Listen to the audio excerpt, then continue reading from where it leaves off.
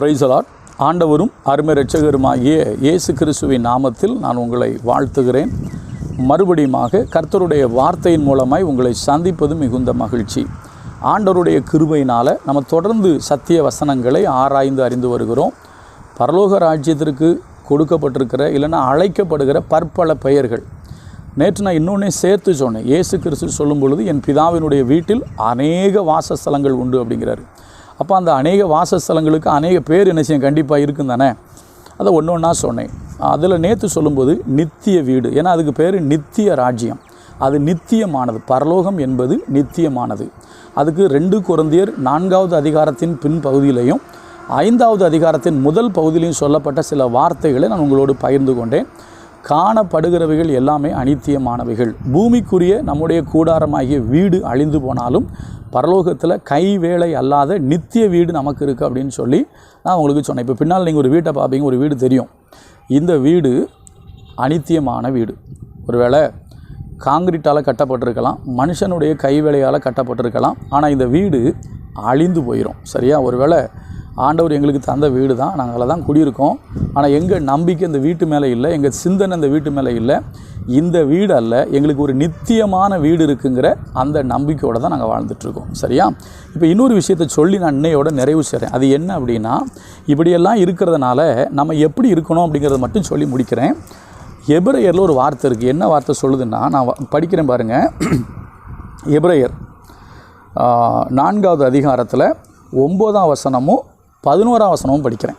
அதாவது, ஆகையால் தேவனுடைய ஜனங்களுக்கு இளைப்பாறுகிற காலம் இனி வருகிறதா இருக்கிறது அப்படி சொல்லிட்டு 11 சொல்கிறாரு. ஆகையால் அந்த திருஷ்டாந்தத்தின்படி ஒருவனாகிலும் கீழ்ப்படியாமையினாலே விழுந்து போகாதபடிக்கு நாம் இந்த இளைப்பாறுதலில் பிரவேசிக்க ஜாக்கிரதையாய் இருக்க கடவோம்.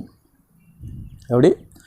நாம் இந்த இளைப்பாறுதலில் பிரவேசிப்பதற்கு என்ன செய்வோம்? ஜாக்கிரதையாக இருக்க கடவோம். இப்போ இளைப்பாறுதல்னு சொன்னால் நம்ம பொதுவாக சொல்லுவோம்.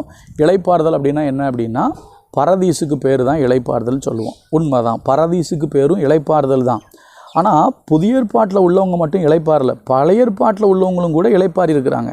நீங்கள் பாருங்கள், தானியல்கிட்ட கர்த்தர் சொல்லுவார், நீயோ உன்னுடைய காலம் வரும் மட்டும் போய் இளைப்பாரி கொண்டிரு, முடிவிலே உன்னுடைய விதத்துக்கு நீ எழும்புவாய் அப்படிங்கிறாரு. அவங்களும் இளைப்பாரி இருக்கிறாங்க.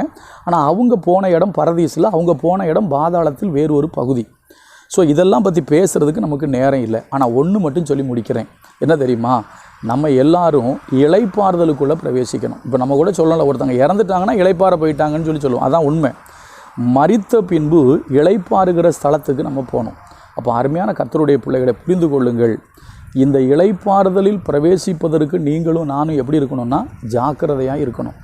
இந்த உலகத்தில் வாழ்கிற நம்ம கர்த்தருக்கு பிரியமாக, கர்த்தருக்கு உண்மையாக, கர்த்தருக்கு கீழ்ப்படிஞ்சு வாழ்ந்தோம் அப்படின்னா இளைப்பாறுதலுக்குள்ளே பிரவேசிப்போம். அந்த இளைப்பாறுதலுக்கு பேர் நித்திய இளைப்பாறுதல். எல்லாவற்றையும் சொல்வதற்கு நேரம் இல்லை. நித்திய இளைப்பாறுதல். பரலோகத்துக்கு இருக்கிற பற்பல பெயர்களை பார்த்தோம். பரலோகத்தில் பல வீடுகள் இருக்குது. எல்லாத்தையுமே சொல்லலை, சும்மா கொஞ்சம் கொஞ்சம் சொல்லியிருக்கிறேன். ஒன்றை புரிந்து கொள்ளுங்கள். இந்த வீடு அழிஞ்சிரும், அந்த வீடு அழியாது. இந்த வீட்டை நம்பி வாழாதீங்க. இந்த வீட்டின் மேலே உங்கள் சிந்தனையை வைக்காதீங்க. மேலே கைவேலை அல்லாத வீட்டின் மேலே உங்கள் சிந்தையை வைங்க. அங்கே போகிறதுக்கு ஜாக்கிரதையாக இருங்க. கீழ்ப்படிதலோடு வாழுங்க. ஏன்னா அவருடைய இளைப்பாறுதலில் பிரவேசிக்க நம்ம ஜாக்கிரதையாக இருப்போம். தேவனுடைய ஜனங்களுக்கு இளைப்பாறுகிறது இனி வருகிறதா இருக்கிறது. அதனால் கவனமாக இருப்போம், கீழ்ப்படிவோம், உண்மையாக இருப்போம், உத்தமமாக வாழ்வோம். அவருடைய நித்திய இளைப்பாறுதலில் பிரவேசிப்பதற்கு தேவன் நமக்கு உதவி செய்வார். God bless you.